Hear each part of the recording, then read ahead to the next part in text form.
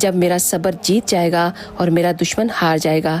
یہ وہی وقت ہوتا ہے کہ آسمان سے ایک خاموش آواز آتی ہے کہ اے میرے بندے، میں تیری ہر فریاد کو سن رہا ہوں، میں دیکھ بھی رہا ہوں اور تجھے جان بھی رہا ہوں۔ مجھے پتا ہے کہ تو کتنے صبر کے ساتھ میرے فیصلے کا انتظار کر رہا ہے۔ میں نے تیری ساری دعاؤں کو سنبھال کر رکھا ہوا ہے۔ مجھے سب پتا ہے کہ تو کس وجہ سے ٹوٹا ہوا ہے۔ اے میرے بندے، میں بے شک پکڑتا دیر سے ہوں، پر میری پکڑ ایسی سخت ہوتی ہے کہ پھر ظلم کرنے والا کبھی اٹھ نہیں پاتا۔ میں تیرا رب ہوں اور میرا تیرے سے وعدہ ہے کہ تجھے ایسا انصاف دوں گا کہ ساری کائنات دیکھتی رہ جائے گی اور کہے گی کہ جب رب کی عدالت لگتی ہے نا تو ظلم کرنے والے کے لیے اس دنیا اور آخرت میں کوئی بھی جگہ نہیں بچتی۔ بس تو تھوڑا سا انتظار کر۔